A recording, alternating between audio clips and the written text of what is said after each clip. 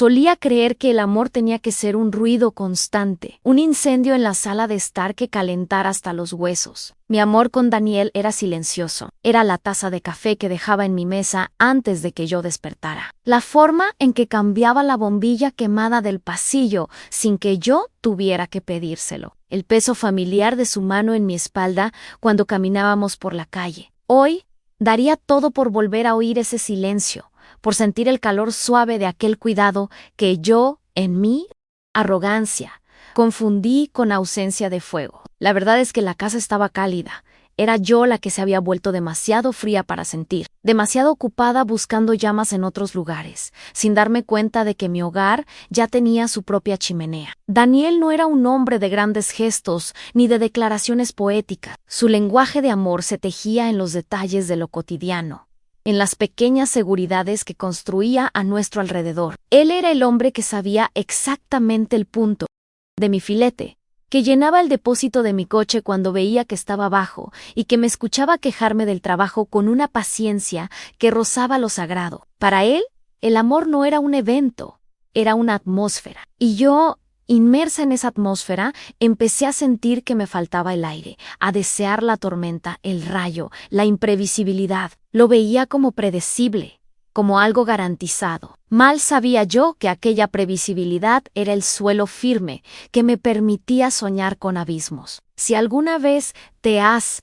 sentido insatisfecho incluso cuando todo parecía estar perfectamente en su lugar, quédate conmigo hasta el final, porque mi historia trata sobre la búsqueda desesperada de algo más, un viaje que me enseñó que, a veces, la peor traición no es la que sufrimos, sino la que cometemos contra nuestra propia felicidad, disfrazada de un anhelo por un amor que solo existe en las pantallas de cine. Cambié la paz de un puerto seguro por la promesa vacía de un océano embravecido, solo para descubrir que me estaba ahogando sola, sin ningún barco a la vista. Y la culpa era enteramente mía, por haber desaprendido a nadar en aguas tranquilas. El césped del vecino siempre parecía más verde, más vibrante. En las redes sociales, en las cenas con amigas, escuchaba relatos de pasiones arrolladoras, de fines de semana impulsivos en otra ciudad, de sexo salvaje en la cocina. Y yo volvía a casa, a mi cocina impecablemente limpia,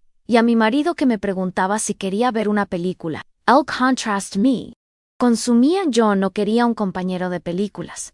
Quería un cómplice de locura. Empecé a construir dentro de mí una narrativa de que mi vida era mediocre, de que mi matrimonio era una sala de espera, y de que Daniel era el sinónimo de todo lo que era tibio, seguro y, por lo tanto, insuficiente. Nuestras cenas se convirtieron en un ritual de silencio, no el silencio cómodo de antes, sino un silencio pesado, denso, que el ruido de los cubiertos contra el plato solo hacía más evidente. Lo observé comer, la mandíbula moviéndose rítmicamente, y sentía un abismo abrirse entre nosotros en la pequeña mesa de la cocina. Él intentaba sacar conversación sobre su día sabrapolírica, sobre cualquier cosa, y mis respuestas eran cortas monosilábicas. Mi verdadero yo estaba en otro lugar, en mi móvil, deslizando por vidas que fantaseaba que eran más interesantes, o simplemente perdido en planes de fuga que todavía no tenía el valor de admitir ante mí misma. Él sentía mi distancia,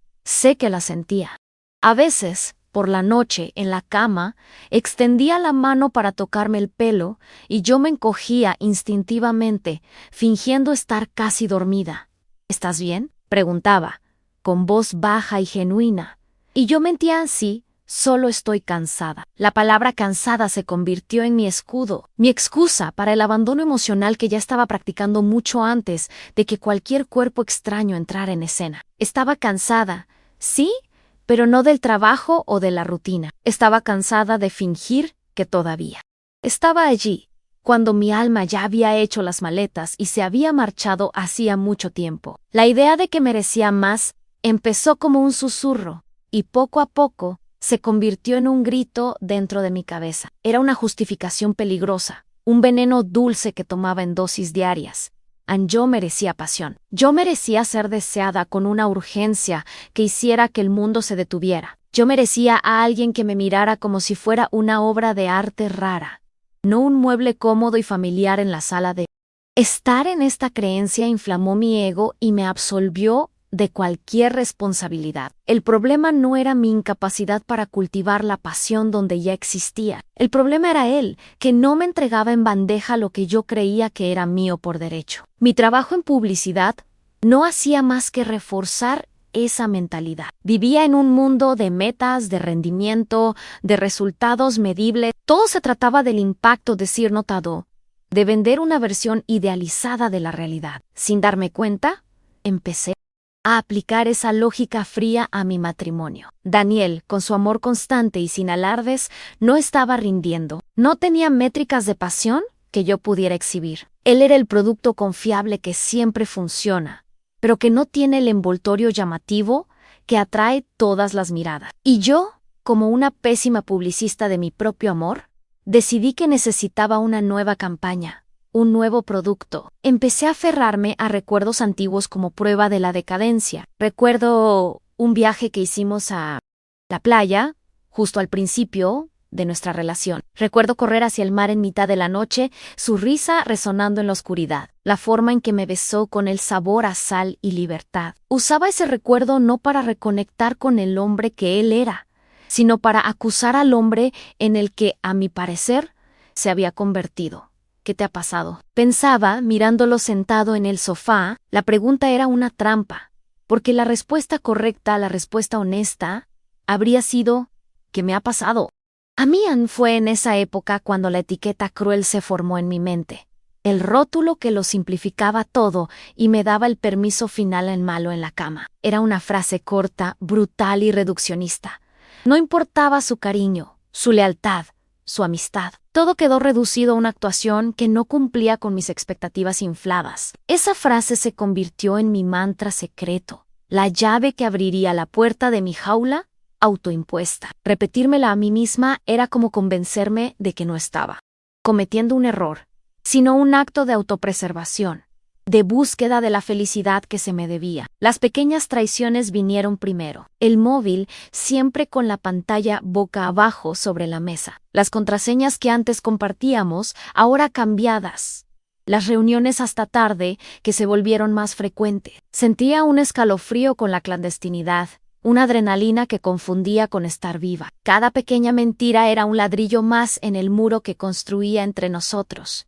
Un muro que, por un lado, me protegía de la culpa, y por el otro, lo aprisionaba en la ignorancia de un amor que él creía que todavía era compartido, sólido y real. La confianza de Daniel era casi conmovedora, y para mí, en aquel entonces, irritante. Nunca revisaba mi móvil, nunca cuestionaba mis excusas. Una noche, cuando salía para una supuesta cena de empresa, apareció en la puerta con una manzana y una barrita de cereales. «Para que no pases hambre hasta la cena», dijo con una sonrisa genuina. Aquel gesto de puro cuidado, en lugar de llenarme de remordimiento, alimentó mi convicción de que era ingenuo, débil. Su confianza no era un regalo que valorar, sino un fallo de seguridad que hacía mi huida aún más fácil. La oportunidad real, la traición física, surgió sin mucho esfuerzo. Un compañero de trabajo, durante un happy hour, era lo opuesto a Daniel, hablaba alto. Era engreído y me miraba con un hambre depredadora que yo, en mi carencia, interpreté como admiración. El que quería fue rápido, eléctrico. La validación del deseo de otro hombre fue como una droga potente, un choque de vida que recorrió mi cuerpo entumecido por la rutina. En ese momento, la posibilidad de cruzar la línea dejó de ser una fantasía lejana y se convirtió en un plan concreto, un próximo paso inevitable en mi escalada lejos de Daniel. No hubo un gran dilema moral. Mi mente ya había hecho todo el trabajo de justificación a lo largo de meses. Yo no estaba destruyendo un matrimonio, me estaba liberando de una prisión no estaba traicionando a un hombre bueno. Estaba reivindicando mi derecho al placer y a la intensidad. La narrativa estaba lista, ensayada y perfectamente pulida. Yo era la heroína de mi propia historia, la mujer valiente que se negaba a aceptar una vida a medias. El engaño más profundo no era lo que estaba a punto de hacerle a él, sino lo que ya me había hecho a mí misma. Aquella noche, la última noche del antes, lo observé dormir. La tenue luz de la calle entraba por la ventana. dibujando sombras suaves en su rostro. Su respiración era tranquila, profunda, por un instante fugaz. Un recuerdo de seguridad, de pertenencia, me golpeó como una punzada. Recordé el día en que nos conocimos, la sensación de que allí había un lugar para descansar. Pero ahogué ese recuerdo rápidamente, con fuerza. La promesa de adrenalina, de lo nuevo, de lo desconocido, era más fuerte. Me giré hacia el otro lado, de espaldas a él, y miré la oscuridad de la habitación, ansiosa por la falsa luz, que creía que me esperaba ahí fuera. La primera traición no fue un acto de pasión, sino de actuación. Sucedió en el apartamento de un colega, un lugar con muebles de diseño y una vista impersonal de la ciudad. No hubo la electricidad que yo fantaseaba, solo un guión mecánico, un esfuerzo mutuo por alcanzar un clímax que parecía más un punto a tachar de una lista. Mientras sucedía, me sentí como una espectadora de mi propia vida, observando a un personaje que yo había creado. El olor de su perfume caro, la textura de las sábanas de un algodón que no era el mío. Nada era familiar, nada era íntimo. Fue un acto hueco, un eco en una habitación vacía. Y el único sentimiento que quedó después fue el frío. Volver a casa aquella noche fue como cruzar la frontera de un país en guerra. El aire de nuestro apartamento, antes un refugio, ahora parecía enrarecido, acusador. Daniel dormía, con el rostro sereno de quien no tenía idea del cataclismo que se aproximaba. Me acosté en el borde de la cama, lo más lejos posible de él, sintiendo el calor de su cuerpo como una brasa que me quemaba. No sentí una culpa arrolladora, como en las películas. Sentí una extraña mezcla de poder, por haber hecho lo que hice, y de náuseas, por haber descubierto que el sabor de la libertad era amargo, muy diferente de lo que imaginaba. La decisión de terminar el matrimonio llegó a la mañana siguiente, con la claridad fría de una sentencia. No podía convivir con el secreto, no por honestidad, sino por su presencia se había convertido en un espejo que reflejaba mi propia deformidad. Pasé el día en el trabajo ensayando las palabras, construyendo una argumentación que me colocara como la víctima de una vida sin color, como la visionaria que buscaba la plenitud. Necesitaba que la destrucción estuviera justificada, que el golpe fuera dado en nombre de un bien mayor, era en el mío. Y el arma que elegí fue la más cruel, la que apuntaba directamente a su vulnerabilidad. La conversación tuvo lugar en la sala de estar, el corazón de nuestra vida en común, rodeados de los portarretratos y los recuerdos que estaba a punto de incinerar. Mi voz era tranquila, firme, la voz de una ejecutiva presentando un proyecto de reestructuración. Hablé de mi infelicidad, de la monotonía, de la sensación de estar atrapada. Él escuchaba en silencio, el rostro perdiendo el color con cada palabra, intentando entender dónde se había perdido nuestra historia. Buscaba un fallo estructural, sin saber que yo ya había decidido demoler el edificio entero por una grieta que yo misma pinté en la pared. Y entonces disparé la frase: además de todo, eres malo en la cama. Las palabras salieron y flotaron en el aire entre nosotros, tóxicas, irrevocables. Vi algo romperse dentro de Elan. No fue rabia, no fue un grito, fue un colapso silencioso. Sus hombros cayeron, el brillo de sus ojos se apagó, y me miró con la incredulidad de un hombre que acababa de ser apuñalado por quien juró protegerlo. En ese momento, no sentí poder. Sentí la fealdad de mi propia alma, la dimensión de mi crueldad. Lo reduje a nada para poder sentirme todo. Lo que siguió fue un silencio devastador. Yo esperaba una pelea, acusaciones, una catarsis que me permitiera sentir rabia en lugar de culpa. Pero Daniel no me dio esa salida. Simplemente asintió 2 veces, como si estuviera procesando un diagnóstico terminal. Se levantó despacio, fue a la habitación y comenzó a meter algo de ropa en una maleta, con la precisión metódica de quien está desactivando una bomba. Su dignidad silenciosa fue la peor de las acusaciones. No luchó por mí, porque la mujer por la que valdría la pena luchar ya no estaba allí, en esa sala. En la primera noche sola, la soledad me pareció libertad. El silencio del apartamento, antes opresivo, ahora era expansivo. Abrí una botella de vino, puse la música al máximo volumen y bailé por la sala, celebrando mi emancipación. Finalmente,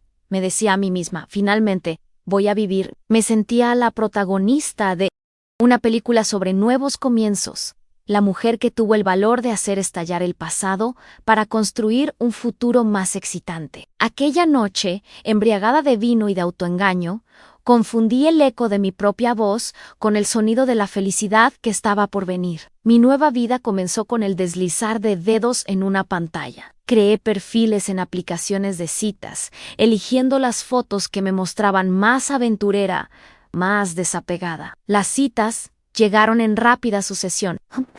Interesantes, hombres guapos, hombres que me decían exactamente lo que quería oír. Me sumergí de cabeza en ese universo de posibilidades infinita, convencida de que en uno de aquellos rostros encontraría la pasión cinematográfica que Daniel nunca pudo darme. Cada nuevo match era una pequeña victoria, una prueba de que yo tenía razón, de que el mundo ahí fuera era, de hecho, mejor. La primera cita, que terminó en una habitación de hotel, fue con un arquitecto que tenía un cuerpo esculpido y una conversación inteligente. En la cama era técnicamente perfecto, seguro, experimentado, exactamente lo que creía que buscaba. Pero mientras él se movía sobre mí, me encontré pensando en la manía de Daniel de acariciarme la nuca hasta que me durmiera. El acto fue intenso, pero la intimidad fue nula. Cuando terminó, se giró hacia un lado y cogió el móvil. Yo me quedé allí, mirando el techo de una habitación impersonal, sintiendo un vacío que la actuación perfecta no consiguió, ni de lejos, llenar.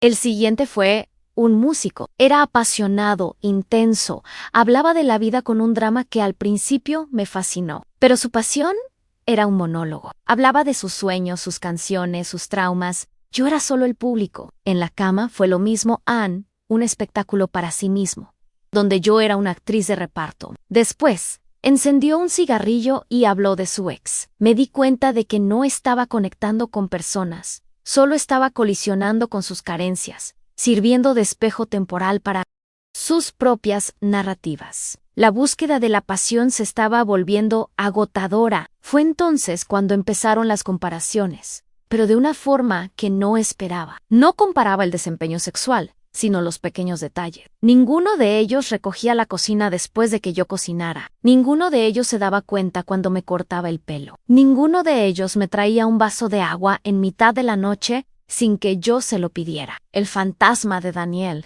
el hombre que yo etiqueté como tibio, comenzó a atormentar cada una de mis noches calientes. Su ausencia no era un alivio, sino una medida, un estándar de cuidado y de presencia que ninguno de aquellos hombres conseguía alcanzar.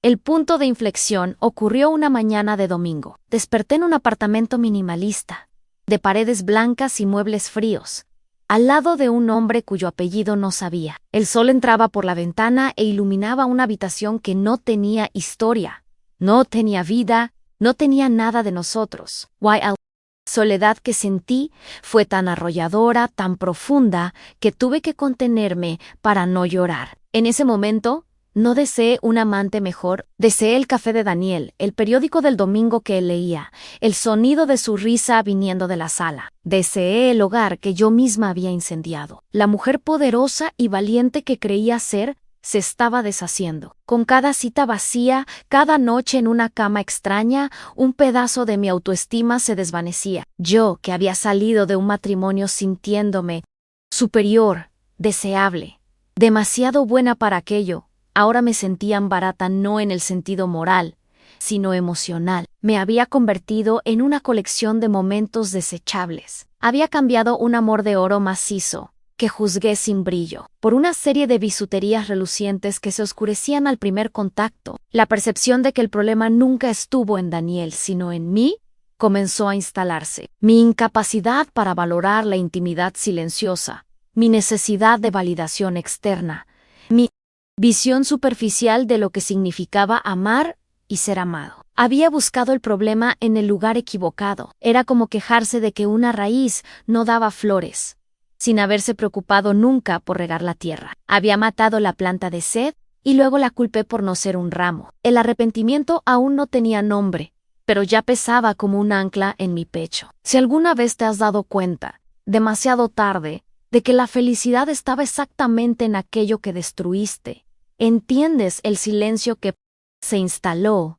en mi vida. El dolor no fue una explosión, fue una inundación lenta. El apartamento, antes escenario de mi celebración de libertad, ahora era solo un espacio grande y vacío. El silencio ya no era de paz, era de ausencia. La ausencia de pasos conocidos, de la televisión encendida a un volumen bajo, de la respiración tranquila a mi lado. Estaba finalmente sola, como tanto deseé, y descubrí, de la peor manera posible, que mi libertad era solo otro nombre para la más profunda soledad. La revelación no vino con un trueno, sino con el silencio ensordecedor de una habitación de hotel al amanecer. La noche anterior había sido con un hombre que cumplía todos los puntos de mi lista de deseos. Era encantador, exitoso, y su actuación en la cama fue impecable. Sin embargo, acostada a su lado mientras él dormía, sentí un tipo de soledad tan absoluta que llegaba a ser física, como una mano helada apretando mi corazón. Me di cuenta allí,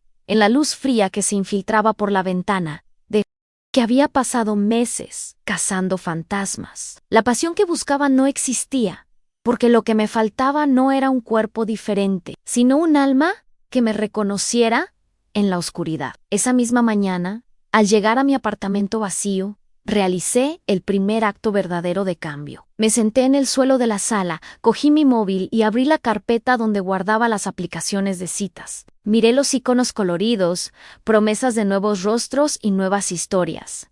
Y sentí un cansancio profundo, un agotamiento. Del alma con el dedo, temblando un poco, presioné el primer icono hasta que se movió y apareció la X-Anet.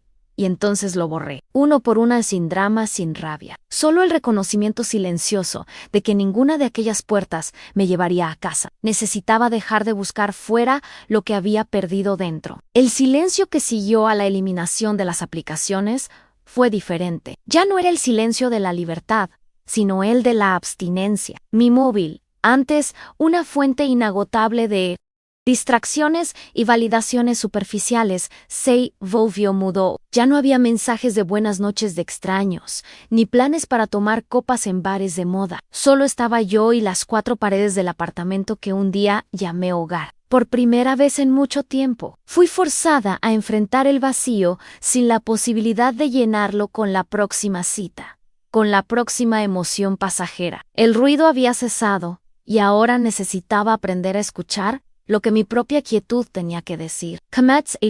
Realizar pequeños rituales de un pasado que parecía pertenecer a otra vida. En el supermercado, mi mano se movió por instinto para coger el yogur griego con miel, el favorito de Daniel, antes de retroceder con una punzada de dolor. Encontré una camisa suya olvidada en el fondo del armario y, en lugar de tirarla, la apreté contra mi rostro, inhalando el olor casi imperceptible de él que aún permanecía en la tela. Eran pequeños actos de luto, fragmentos de una vida que había descartado con tanta ligereza y que ahora volvían para atormentarme con el peso de lo que era real e insustituible. Una tarde, la soledad me llevó a la cocina. Abrí la nevera y, sin pensar, comencé a reunir los ingredientes para hacer el risotto de limón siciliano que a Daniel tanto le gustaba. No cocinaba esa receta desde que él se fue. El sonido de la cebolla rehogándose en la mantequilla, el aroma del arroz arbóreo tostándose, todo era una recreación dolorosa de una felicidad perdida. El apartamento se llenó con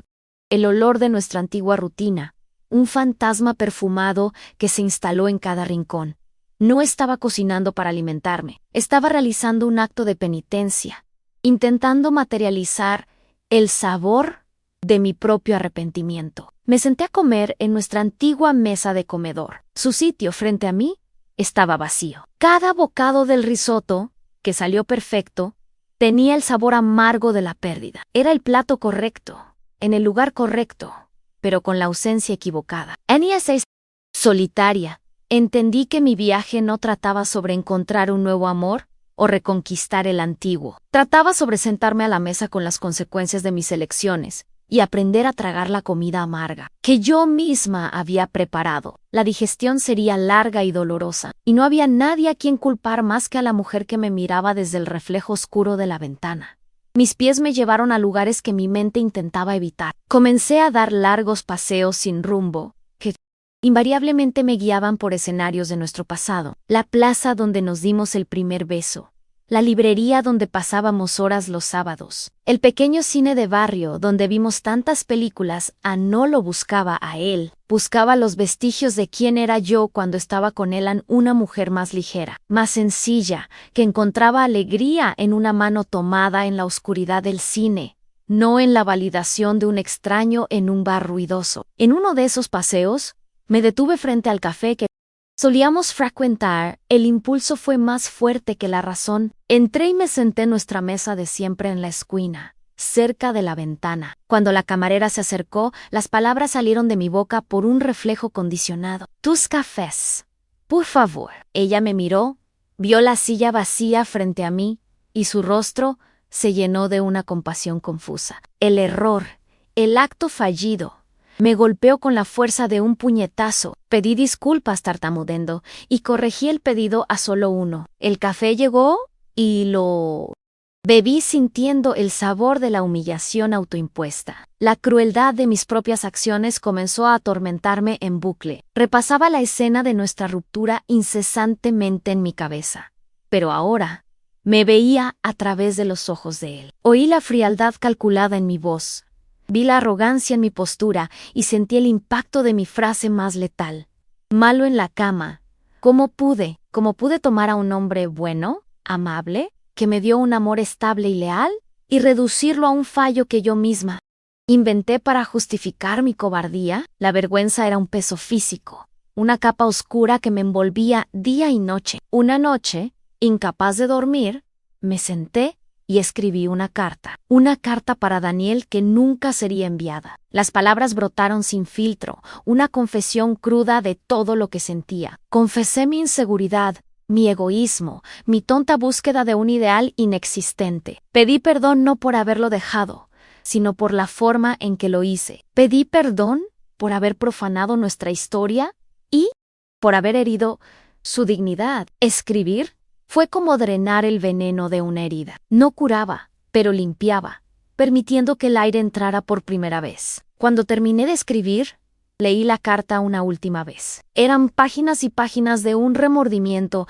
que él ya no necesitaba cargar. Su paz era más importante que mi alivio. Fui al fregadero de la cocina, encendí un mechero y quemé cada una de las hojas. Observé el fuego consumir mis palabras, transformando mi confesión en cenizas. No era un acto de olvido, sino de aceptación. Aquel arrepentimiento era mío, y solamente mío. Lo cargaría sola, como un amuleto sombrío, un recordatorio perpetuo de la mujer que nunca más quería ser. Los meses que siguieron fueron de una calma melancólica. El dolor agudo dio paso a una tristeza crónica.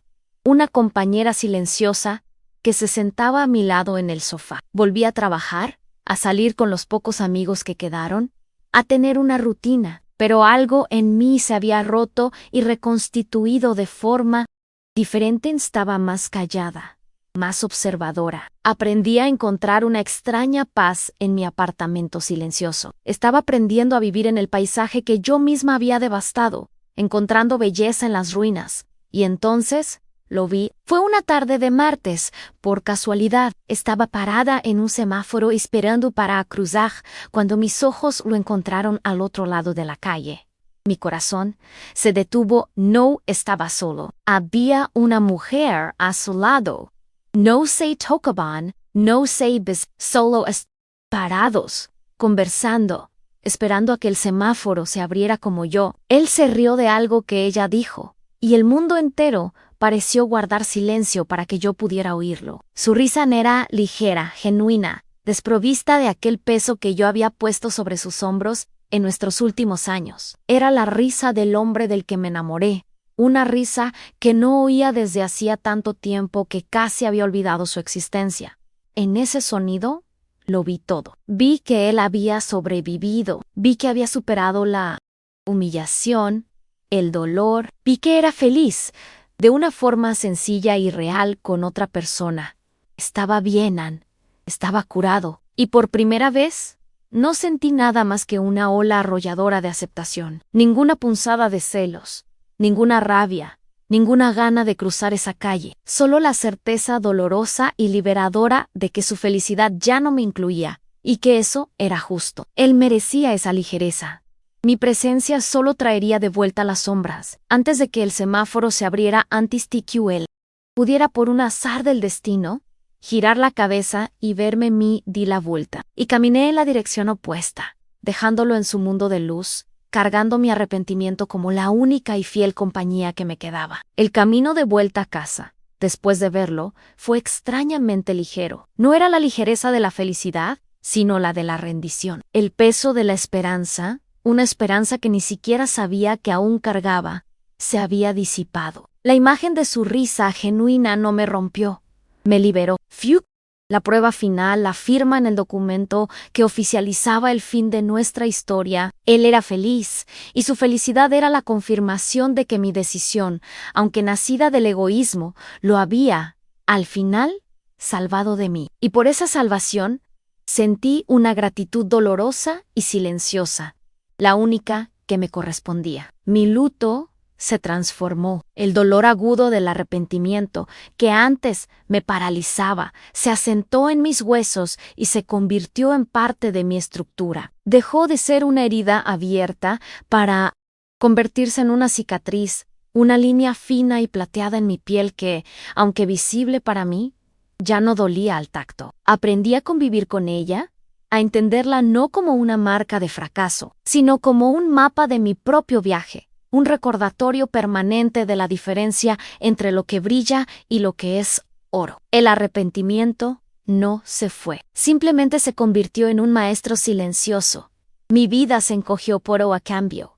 Ganó profundidad, las grandes emociones que yo cazaba fueron reemplazadas por pequeños contentamientos que antes era ciega para ver. El placer de leer un libro hasta el final en una tarde lluviosa, el sabor del primer sorbo de café por la mañana, el calor del sol en mi rostro durante un paseo por el parque. Dejé de buscar la felicidad en eventos grandiosos y comencé a encontrarla en los intervalos, en los espacios silenciosos entre una tarea y otra.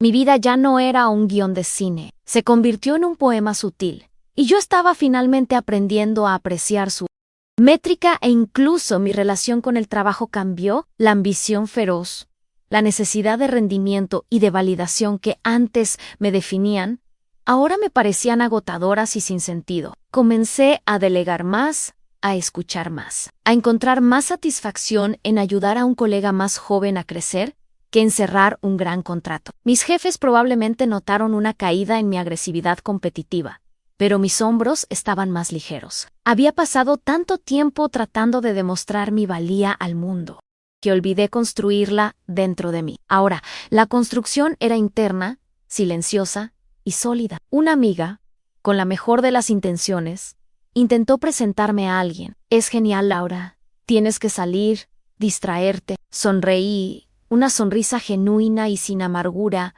y rechacé con una amabilidad que me sorprendió. Le expliqué que no estaba buscando, que no estaba cerrada al amor, pero que por primera vez en mi vida, mi propia compañía me bastaba. No era un acto de castigo o un voto de soledad.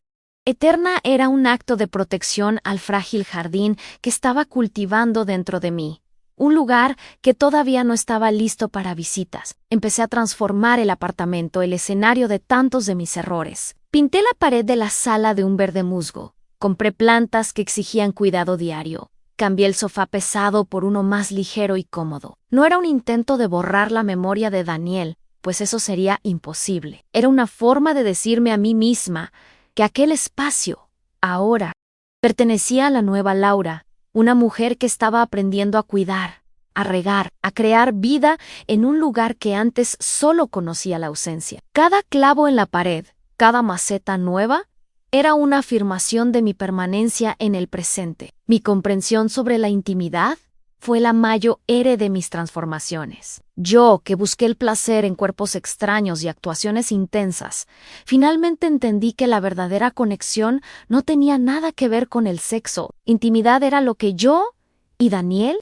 teníamos en el silencio cómodo en el coche, la forma en que él sabía que yo estaba triste solo por mi caminar, la seguridad de dormirme sabiendo que había alguien a tu lado que te protegería de las pesadillas. Era un tejido construido con miles de hilos invisibles de cuidado, tiempo y conocimiento mutuo. Era lo único que importaba.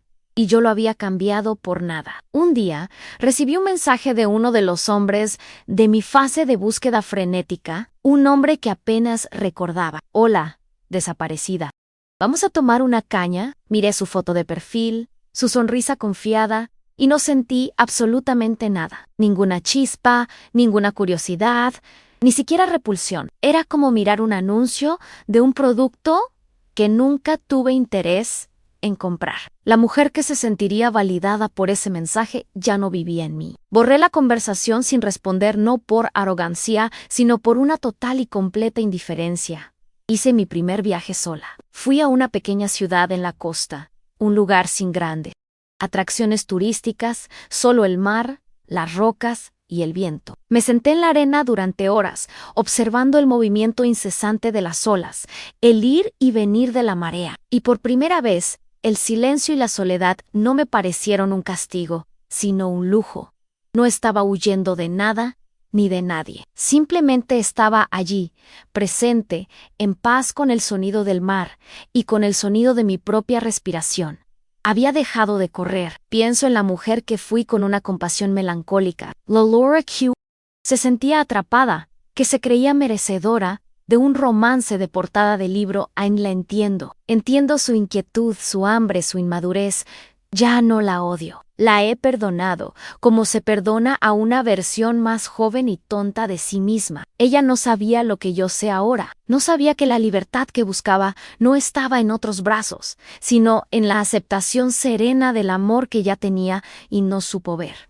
A veces, imagino la vida de Daniel. Lo imagino a él y a su nueva compañera en un domingo perezoso, compartiendo el periódico, riéndose de un chiste tonto. Deseo, con una sinceridad que llega a doler, que ella vea la belleza en su silencio, que ella entienda que su amor se manifiesta en el cambio de la bombilla, en el desayuno preparado, en el cuidado constante. Deseo que ella lo valore de una forma que yo fui incapaz. Desear su felicidad, sin reservas, se convirtió en mi último y más verdadero acto de amor por él. El concepto de alma gemela, de un amor predestinado, me parece hoy una fantasía. Infantil en el amor no es un premio que se encuentra, sino un jardín que se cultiva. Exige paciencia, exige sacrificio, exige que mires tus propias malas hierbas antes de quejarte de las flores del otro. Exige una humildad que solo aprendí a través de la pérdida más devastadora. El amor no trataba sobre encontrar a la persona perfecta, trataba sobre la decisión diaria de ser la persona correcta. Incluso en los días tibios, incluso en los silencios. Encontré un nuevo tipo de propósito. Comencé a hacer trabajo voluntario en un refugio de animales, cuidar de esos seres indefensos, que no piden nada más que cariño y seguridad. Me dio una sensación de utilidad que mi trabajo jamás proporcionó. La lealtad simple de un perro que apoya la cabeza en tu regazo, el ronroneo de un gato que se siente seguro. Era un tipo de conexión pura, sin las complejidades y los egos del mundo humano. Era un amor simple, un amor que conseguía finalmente dar y recibir.